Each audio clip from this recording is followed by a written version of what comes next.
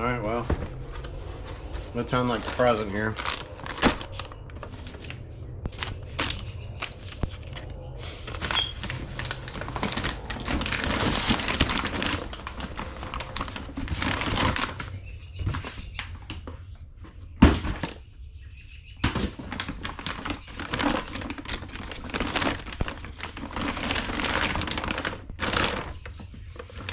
Ain't that pretty.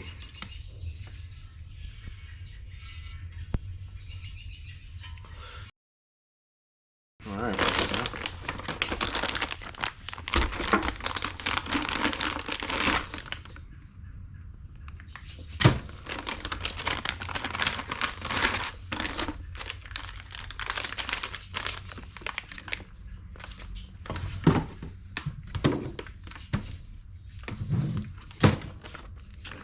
Seems like I'm installing a few of these here lately.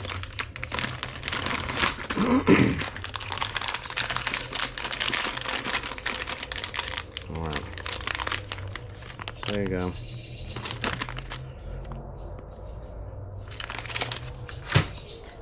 That and this hose, which I'm not, like, I don't know. I don't know what this is supposed to be for. Alright. Alright, so I got this for the, it comes out of the side of the regulator, and then the sensor will go in there for the AM fuel pressure sensor. And then this is a connector, should be the correct connector. This should be the correct connector to go from the boomer rail over to the regulator so it can hang on there. Some people don't like it. I've never had a problem. Personally, I've never seen a problem. If stuff's done right, it just, stuff works. Alright, so now this is a 4-bar kit from Modern. Actually got a part number on the top. Comes with the bracket. This one here is bent just a little bit, but with the way that is, it's kind of expected. Alright, so this one's just going to get installed just like that, which is actually nice. It has the bracket, so it's going to put it up out of the way. This one here didn't really need the adapter plate, because I think it pushes it down too far when you use that. I usually just screw this right into this here. I never tried using the adapter.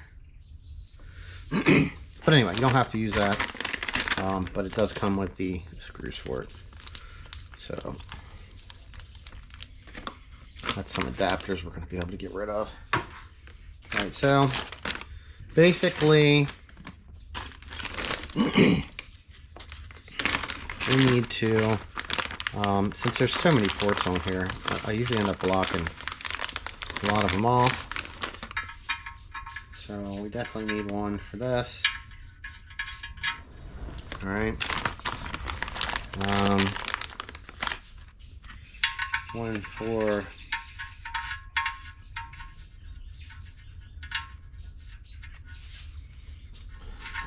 go this way. One for the power brake booster.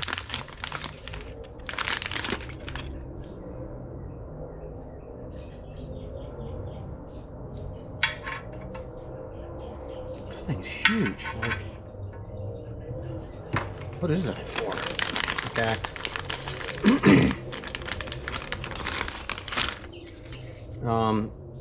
We can tee off for our blow-off valve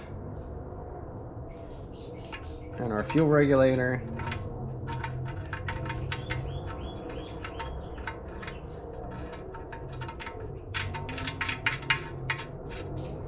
Alright, so I don't remember what this one's for.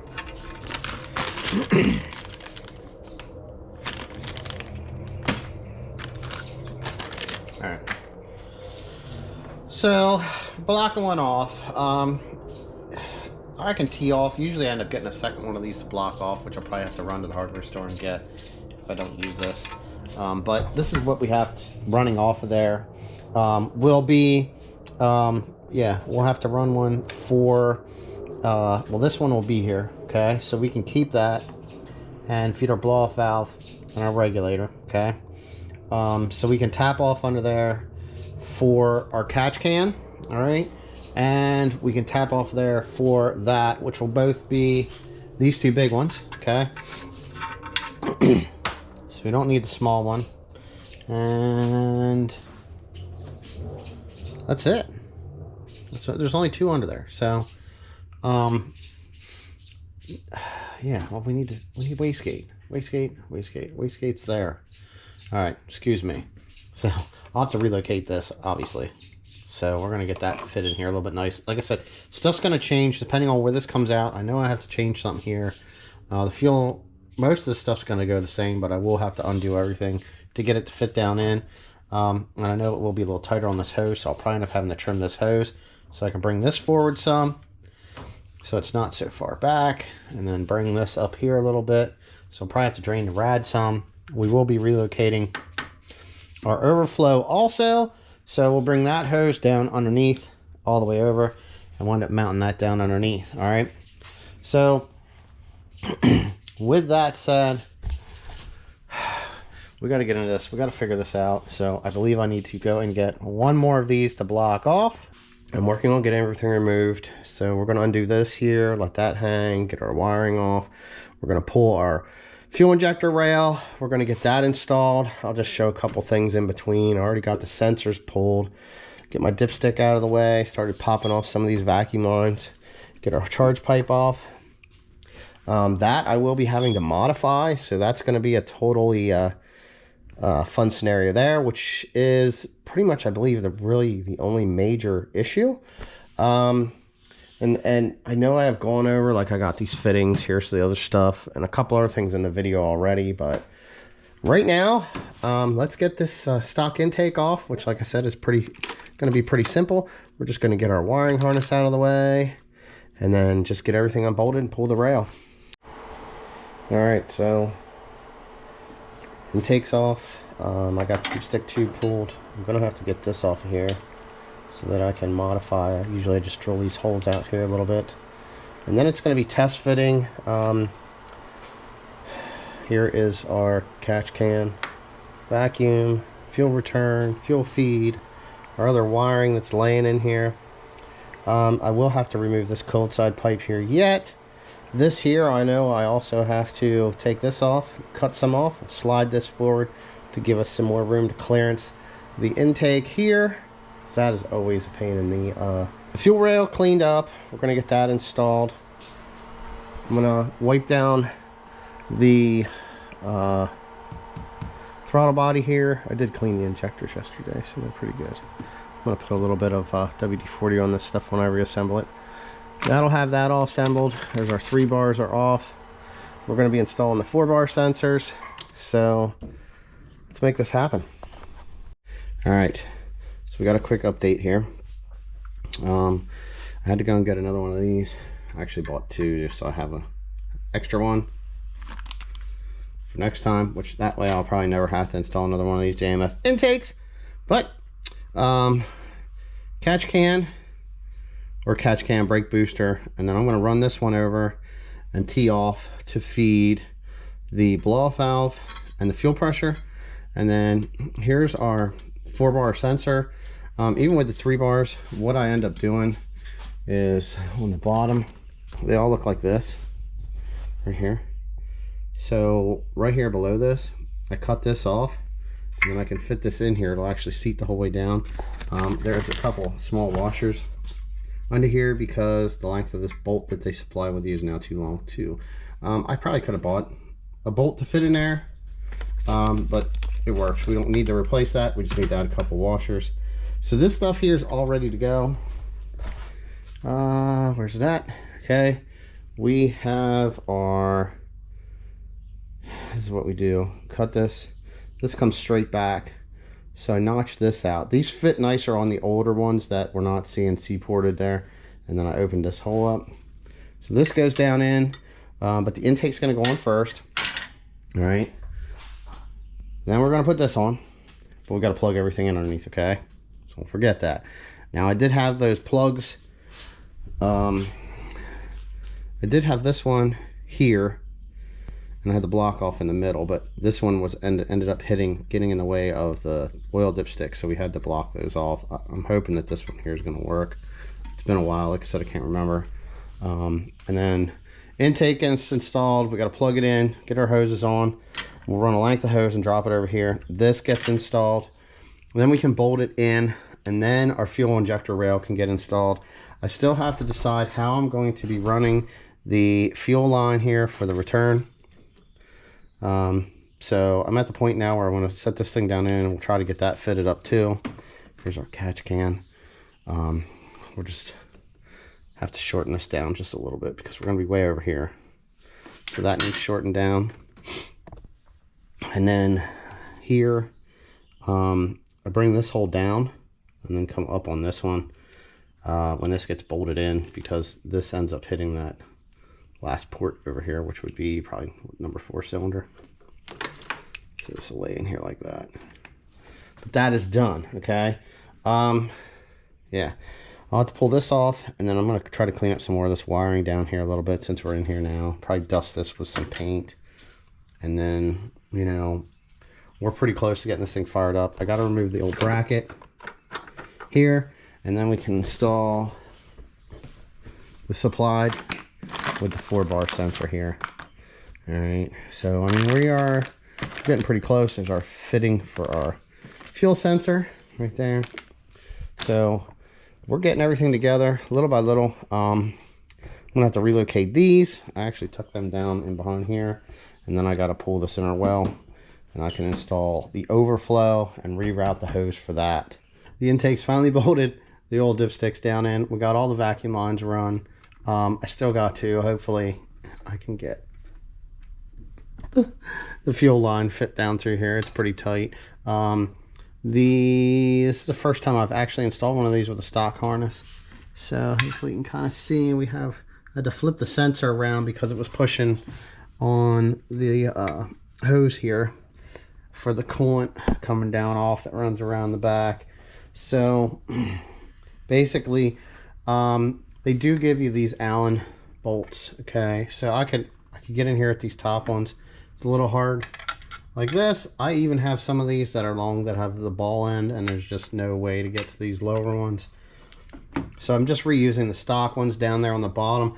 They'll hide underneath of the fuel rail too once we get that on. So right now we're down to getting the fuel rail on, getting that fitted down in. Hopefully we have enough length when we push this down through here after it's plugged into the rail to actually plug that in, or I'll have to extend this part of the harness. So the rad hose is going to be like one of the last things to go on here so that we can get in here and plug this. It is a lot to stick this on. This right here, I'm gonna have to see how this works. I know they gave you this other bolt here, so this might end up getting spun because this sticks up pretty high here. I don't know if it's gonna clear. I can't remember if I put this down or put it up on the last two. And then, like I said, I got to cut this pipe, and hopefully we can make something work there too. So when I bought this fuel system, stated I needed everything that was going to hook up with the rail mounted on the rail. Okay, so this is the fitting that we got. All right, this is a 8 and a 6. This one is for a flared fitting, so I don't think it's supposed to have an O-ring here, but this one is supposed to screw in here. Okay, then it screws into your rail. Now anyway, with this totally tight, I think it was pointing like this, maybe like that, and it would only go one way. I don't know how that is supposed to work. I tried playing with it, seeing if I started at a different location, if that changed anything, with no luck. Now, being that we had this fitting, all right, I had this one, okay? This is a 6 to a 6, and it's a 6. Now, it helps because these are flared on both sides, okay? They're not an ORB, and ORB has the O-ring, okay? So this is the way I did have this set up. It pushes it out really far. This screws into here, okay? So then what happens is you end up with a lot of weight hanging on this, and it's not a good idea, all right? So I seen someone post this up. Okay, so this one here is actually, it's steel, a steel fitting. The problem is when you come out of here, I don't know if I just couldn't find it, but this is 6 and 6. It would have worked. I have a fitting similar to this. I don't know if it's something different with this, because I think maybe the one that I have on mine is 10. It goes into a 10 on mine. So this wouldn't work because screwing into here, something that's this size, that size, was a no-go. So this one was actually pretty cheap. Now, I found the Aeromotive swivel adapter, okay? So here is the part number. I'm sure everybody's going to want to see this. Right there. Now, this was not a cheap fitting. It looks like it's made very well. All right. So it has like a ring here, because this center shaft is all one piece. Now this slides over top, and I'm sure it's sealed in there. All right. And it swivels. So each one turns like that independently. So I do have to put some grease on here, but that's going to mount our regulator, and hopefully we can get it turned a little bit and hooked up to our return line. And that's going to have our fuel system finished up here finally on this car. And it's done right. I was looking into possibly moving and relocating the regulator back here somewhere, but I would have to have made a bracket then for this large regulator. It looks like something would have bolted in back here. I would have had to look for something with that. So with that, man, we just, like I said, everything's going to work out fine here. We did have all of our vacuum lines run out here. So we have, where's that? This is the one that we need. Okay. So this will go to here. Or maybe I'll just run it off of here and run a short one, and I can run this one right here down to our blow-off valve. And hopefully that works out. Alright, so what did I have to do to get this JMF intake to work? Alright, I had to extend the MAP sensor, so that's plugged in now. We modified our dipstick tube. We got the correct fitting here for our fuel. I had to modify this. I had to get some block-off plates. This has the different intercooler where it runs, goes down and then runs out around and comes in from the side here, because this is a little wide. And I had to fabricate this and also the couplers. But everything is hopefully now going to work. I still need to get the overflow mounted down here in the wheel well. I did relocate the boost solenoids. We have them relocated here. I got to put another zip tie. We have the new 4-bar sensor mounted over here. I'm waiting on another boost controller to come in the mail, but our fuel pressure gauge works like it should. I powered all that up and we didn't have any leaks. So we're going to be loading up the rescale tune and getting this thing fired up and checking it over one last time. And then we'll probably put a couple miles on it, and this thing will be heading off to finish the tune and get dynoed. Alright, we're chugging away here. Really checking for leaks. I ended up leaving the cap off when I first fired it up, so it ended up pushing some coolant out, but I got everything blown off with some compressed air and cleaned up. So there's still some burning off. You can see some steam. The big thing is we have no fuel leaks at all. Okay. Everything is cold and the humidity is high, so we have that going on too. So let's take a look at this. There's our warm oil pressure, our fuel pressure. I did have the updated the rescale for the 4-bar sensors, so we loaded that on with HP tuners.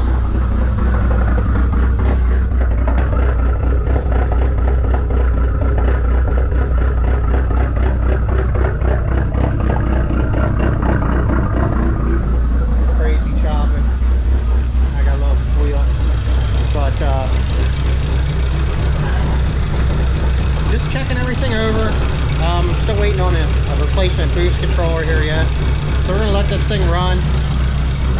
Come up to temp. We have a couple more things to check. Probably do, I don't know what I'm supposed to do. I'll probably just do another idle log and a small drive log. And as long as everything looks all right with the car, it's off to get finished. See what kind of power it makes. There we go. Vacuum. AFRs. Let's see if we got heat yet. And we got some heat coming through here. Starting to come to temp.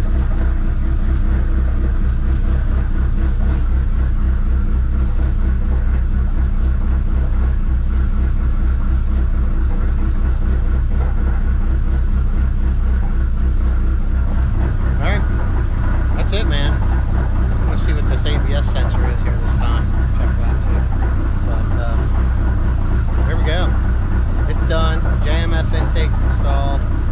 We did have to modify quite a few things. I'll probably throw another video at the end of this. But we're gonna finish it up now. So see you.